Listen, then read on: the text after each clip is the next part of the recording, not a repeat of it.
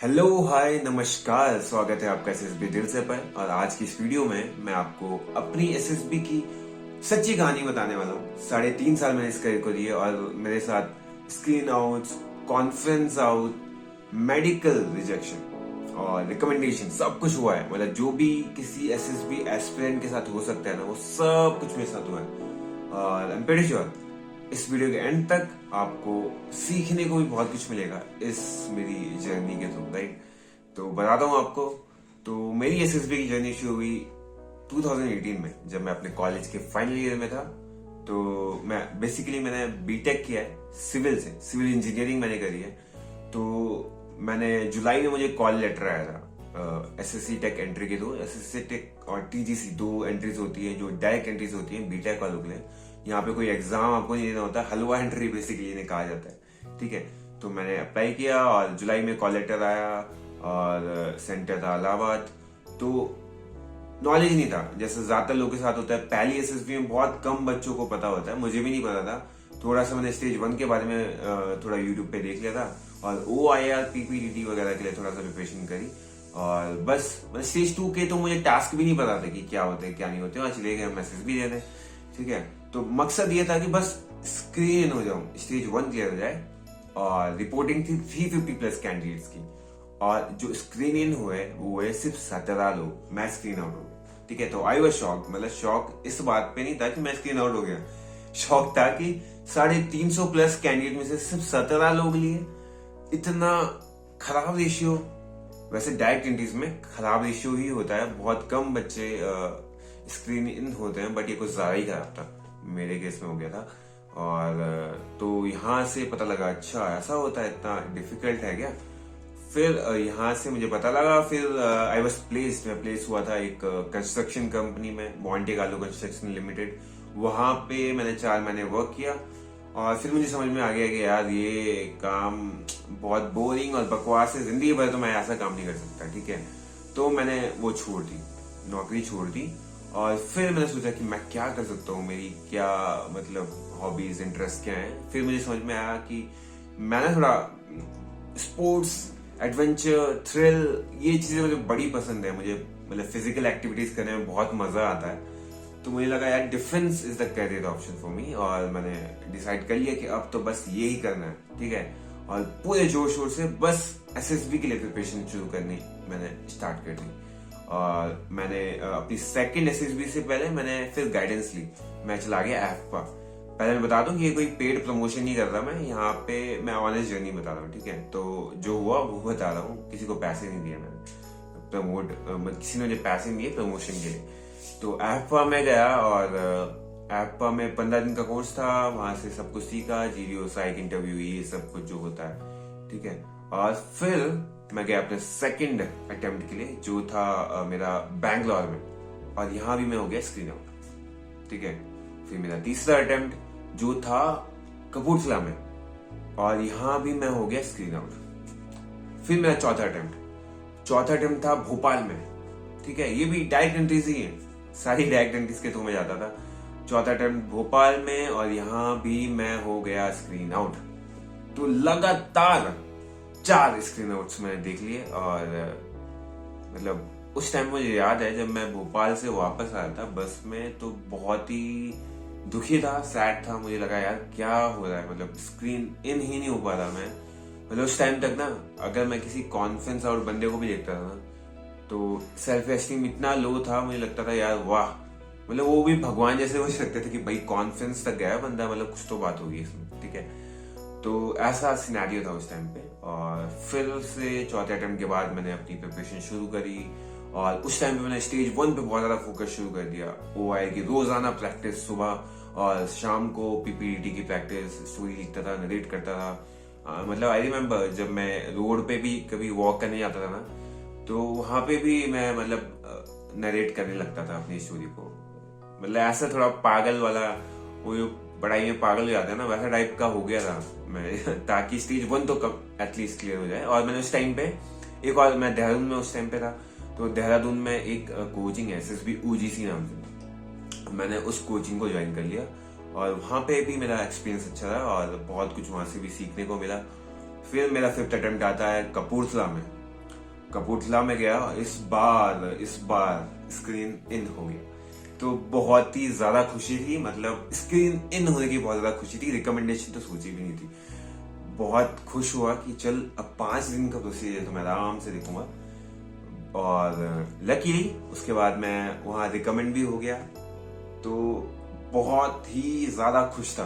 मतलब जब chest number announce होता है ना आपका, तो जितना स्ट्रगल आपने किया ना सब कुछ फ्लैश होता है आंखों के आगे। मतलब अगर किसी चीज के लिए आप बहुत तड़पे हो, बहुत मेहनत करी है आपने, और वो आपको मिल जाए ना, तो जो खुशी होती है ना वो नेक्स्ट लेवल की होती है भाई। बहुत ही ज्यादा खुशी थी उस टाइम पे। तो रिकमेंडेशन के बाद घर पे फोन मिलाया, मैंने पापा को कॉल किया और पापा आपका बेटा ऑफिसर बन गया है, ऐसा मैंने कहा था वहां पे। और घर वाले खुश, मैं खुश, मजे, मतलब बहुत ही बढ़िया चल रही थी लाइफ। और फिर हुए हमारे मेडिकल्स शुरू। ठीक है, मेडिकल्स में जो शुरू के 2-3 दिन थे उस टाइम तो मतलब सब कुछ ठीक चल रहा था, सब जगह में फिट होते जा रहा था। मुझे लगा था मैं फिट हो ही जाऊंगा क्योंकि स्पोर्ट्स वगैरह काफी खेलता था, तो मुझे लगा इतना ज्यादा कुछ है नहीं, हो जाऊंगा फिट। बट लास्ट के 2 दिन में क्या हुआ, क्यूबिटस वेल्गस एक चीज होती है, कैरिंग एंगल। उन्होंने कहा कि यार आपका कैरिंग एंगल ज्यादा है, जो स्टैंडर्ड होता है। मतलब क्या होता है कैरिंग एंगल, जो आपने देखा होगा भर्ती में काफी ऐसे करते हैं, हाथ ऐसे करके। तो जो ये एंगल होता है, यहाँ से आप देख रहे हैं मेरा हाथ थोड़ा सा आपको इधर की साइड जाता हुआ दिख रहा है, तो यही होता है कैरिंग एंगल। तो ये एंगल जो बन रहा है यहाँ पे, ये 15 डिग्री से ज्यादा नहीं होना चाहिए आर्मी के केस में, बट मेरा 20 डिग्री था लेफ्ट वाला, और जो राइट था वो था 17 के आसपास। ठीक है, तो इसकी वजह से मुझे मिल गया पहला मेडिकल रिजेक्शन। और दूसरा एक बिलियरोबिन होता है। बिलियरोबिन जब आप ज्यादा ऑयली और ज्यादा मसाले वाला खाना खाते हो तो वो उसकी वजह से आपको मिल जाता है। तो 2 यहाँ पे मेडिकल रिजेक्शन हो गए। तो फिर मतलब थोड़ा मैं वही हो गया कि अबे यार मेडिकल अनफिट हो गए हैं। बट फिर मेरे को 42 दिन का टाइम मिला गया, 42 डेज की, इसको आपको ठीक करना है। और फिर अगेन मैंने सब कुछ लगा लिया अपना। मतलब बढ़िया बढ़िया हॉस्पिटल्स में मैं गया, मतलब इंडिया के सबसे बढ़िया हॉस्पिटल्स, एम्स दिल्ली, वहां मैं गया, मैक्स दिल्ली में गया। और मतलब जो कुछ भी मैं कर सकता है, डॉक्टर से अपॉइंटमेंट वगैरह वो सब कुछ मैंने किया। और फिर से हम पहुंच गए, जो मेरा सेकंड मेडिकल था, अपील मेडिकल बोर्ड दिल्ली में, 42 डेज के अंदर। तो वहां पे ना उन्होंने बड़ी कीनली बारीकी से मुझे फिर से वही चीजें, जिस चीज के मुझे रिजेक्ट किया गया था वो देखा। तो पहला बिलियरोबिन वाला टेस्ट था, उन्होंने देखा, वो मेरा ठीक हो गया था, वो विद इन जो स्टैंडर्ड लिमिट होती है उसमें मैं आ गया था। फिर सेकंड जो क्यूबिटस वेल्गस उन्होंने चेक किया, और बहुत ही बारीकी से चेक किया। और तो उन्होंने बताया यार, जो डॉक्टर थे वहां पे, कि स्वप्निल आपका ना क्यूबिटस वेल्गस ज्यादा प्रॉब्लम नहीं है। तो मैं खुश। फिर उन्होंने बताया बट जो प्रॉब्लम है वो है हाइपर एक्सटेंशन। यहाँ पे एक नई चीज का उन्होंने इजाद कर लिया, क्योंकि जो आपका सेकंड मेडिकल होता है ना बहुत ही ध्यान से होता है। पहले तो उतने ध्यान से वो चेक नहीं करते क्योंकि ज्यादा कैंडिडेट्स होते हैं, टाइम इनके पास कम होता है, जल्दी जल्दी करते हैं। सेकंड मेडिकल बड़े गौर से करते हैं। तो यहाँ पे एक नई चीज उन्होंने निकाल ली कि हाइपर एक्सटेंशन है भैया आपको। और हाइपर एक्सटेंशन क्या होता है कि जैसे मेरी ये एल्बो है, तो ये नीचे की तरफ जा रही है, और ये प्रॉब्लम मेरे लिए क्रिएट कर सकता है। मतलब उन्होंने ऐसा कहा कि जैसे तुम अकेडमी में जाओगे और कभी तुम हाथ के बल से नीचे गिरे तो तुम्हारी हड्डी बाहर आ जाएगी भाई, ऐसा उन्होंने कहा। ठीक है, तो इसीलिए मैं आपको मेडिकली अनफिट करता हूँ, ये उनकी वर्डिंग थी। और सुनते ही मैं मतलब शॉक्ड, झन हो गया मैं, क्योंकि उससे पहले तक सब मेरी बहुत सारी ऑफिसर से बात हुई, उन सब ने यही बोला कि यार ये कैरिंग एंगल ना कोई बड़ा इशू नहीं है, ये हो जाता है, मेडिकली फिट हो जाएगा। तो मुझे भी लगा सब बोले तो हो ही जाऊंगा, बट हुआ नहीं एक्चुअली। मैं ऐसा कुछ और ही रीजन की वजह से मुझे रिजेक्ट कर दिया वहां से। और उसके बाद मतलब जो उन्होंने ऐसा कहा तो मैं मतलब थोड़ा रोने वोने की एक्टिंग करी, सर प्लीज ये मेरा लास्ट अटेम्प्ट है, ऐसा करके मैंने बोला। मेरा लास्ट नहीं था तो, बट करना पड़ा। बट कोई असर नहीं है भाई, बिल्कुल मतलब कोई सिंपैथी नहीं है सर के। उनके जो डॉक्टर थे वहां पे आर्मी वाले, और उन्होंने मुझे बाहर कर दिया। तो उस दिन पहली बार मुझे किसी पे इतना गुस्सा आया, आर्मी के ऑफिसर पे इतना गुस्सा आया। ठीक है, तो ये यहाँ से मुझे लगा कि मेरी जर्नी का दी एंड हो गया है। बट वहां मुझे एक लड़की मिली थी एक मेडिकल दिल्ली कैंट में। वहां पे एक लड़की थी जो 4 बार रिकमेंड हो गई थी, वो 5वां उसका अटेम्प्ट था, वो 5वीं बार में मेडिकली अनफिट हुई। और सेम रीजन की वजह से, सेम रीजन क्या था, क्यूबिटस वाली जो एंगल है वही। तो मेरा 20 डिग्री था उसका 24 डिग्री था। मतलब मेरा अगर आप देखोगे तो उतने ध्यान से आप देखना पड़ेगा, तभी आपको समझ में आएगा कि हाँ इसका क्या एंगल है। बट उस लड़की का हाथ ऐसे था बिल्कुल ही, मतलब कोई भी देख के बता देगा कि यार इसका हाथ तो थोड़ा टेढ़ा है, ठीक है। तो वो बंदी 4 बार पहले राउंड में मेडिकली फिट भी थी। तो मुझे लगा यार ये बंदी अगर 4 बार मेडिकली फिट हो सकती है इतना ज्यादा एंगल होने के बाद भी, तो मैं तो हो ही सकता हूँ, ठीक है। बट वो होता है ना, लड़कियां थोड़ा मेरिट वगैरह का केस होता है, तो वो हर बार मेरिट आउट हुई थी। बट मेडिकली फिट 4 बार थी, उस 5वीं अटेम्प्ट में उस बार वो मेडिकली अनफिट हुई थी। तो फिर से ये देख के मैंने अपनी एसएसबी की प्रिपरेशन फिर से शुरू करी। मेरा 6th अटेम्प्ट था इलाहाबाद में, ठीक है। Again with full preparation I went, और इस बार मैं स्क्रीनिंग हो गया। बट यहाँ पे मैं हो गया कॉन्फिडेंस आउट हो गया। और यार मतलब मेरा ना परफॉर्मेंस उतना अच्छा नहीं हो पाया था इस बार, जीटीओ में भी और इंटरव्यू में भी इतना अच्छा नहीं था। पर अगेन फिर से प्रिपरेशन शुरू करी। मेरा 7वां अटेम्प्ट था जो था वो भोपाल में, ठीक है। भोपाल गया और यहाँ में हो गया स्क्रीन आउट। उसके बाद 8वां अटेम्प्ट, और वो मेरा आखिरी अटेम्प्ट था। और मैं नहीं चाहता था कि इस बार भी मैं स्क्रीन आउट हो जाऊं, तो कोई कसर नहीं छोड़ी, फिर से अपना 100% दिया, पूरी जान लगा दी, सब कुछ लगा दिया। फिर से मैं एफा चला गया वहां पे ताकि अच्छे से प्रैक्टिस हो जाए, स्क्रीनिंग की प्रैक्टिस हो जाए। और नॉर्मली 15 दिन तक बच्चे वहां पे स्टे करते हैं, वही 15 दिन का ही कोर्स होता है। बट मैंने एक्सटेंड कर दिया, 30 दिन तक मैं रहा और सब कुछ करा, ठीक है। और फिर मैं वहां पे फिर से गया एसएसबी के लिए। बैंगलोर मेरा 8th अटेम्प्ट बैंगलोर के लिए था, और गया और वहां भी मैं हो गया स्क्रीन आउट। आखिरी अटेम्प्ट में जब मैं स्क्रीन आउट हुआ ना, तो बहुत ही ज्यादा दुखी हुआ। मतलब ऑनेस्टली बता रहा हूँ, मतलब 2-3 हफ्ते तक बहुत ही ज्यादा डिप्रेस हो गया था मैं कि यार ऑब्वियसली इतना टाइम दिया है, इतना पैसा लगाया और इतना एफर्ट लगाया, सब कुछ ऐसे ही चला गया क्या। फिर बाद में मेरे दिमाग में आया कि यार मेरे को इतना सब कुछ पता है इस चीज के बारे में, मतलब 2 डिफरेंट कोचिंग इंस्टीट्यूट में गया हूँ, बहुत सारा नॉलेज है, तो इसको शेयर करता हूँ, ठीक है।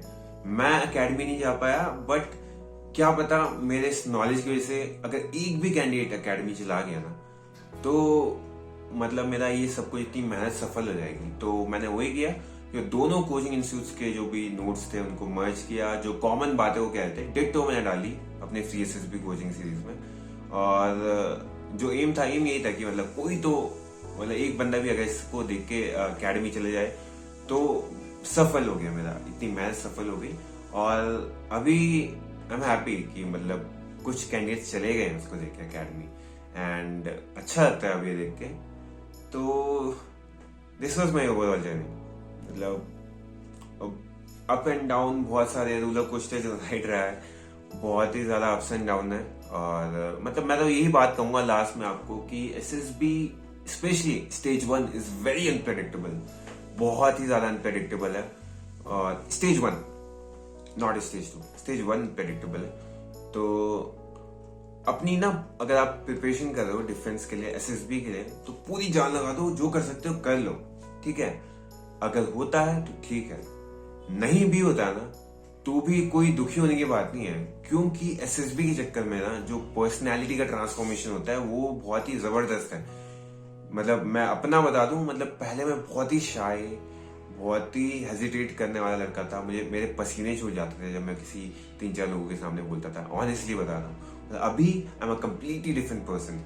ये कोई रट्टाबाजी एग्जाम नहीं है, यूपीएससी का प्री नहीं है, या फिर एसएससी सीजीएल बैंकिंग शैंकिंग पटवारी जहाँ पे रट्टा मारो और फिर एग्जाम देने दो, ऐसे एग्जाम नहीं है। यहाँ पे आपको अपनी पर्सनैलिटी को इम्प्रूव करना होता है, और वो आपको डेफिनेटली, अगर आप इवन एसएसबी क्लियर नहीं कर पा रहे हो तो रेस्ट ऑफ द लाइफ आपको डेफिनेटली हेल्प करेगा, आपका कॉन्फिडेंस बढ़ेगा, बहुत कुछ, बहुत बेनिफिट होता है, ये तो मैं बता रहा हूँ ऑनेस्टली। अगर आप मेहनत करते हो तो करते जाओ अपनी तरफ, जो भी आपके हाथ में वो सब कुछ लगा दो।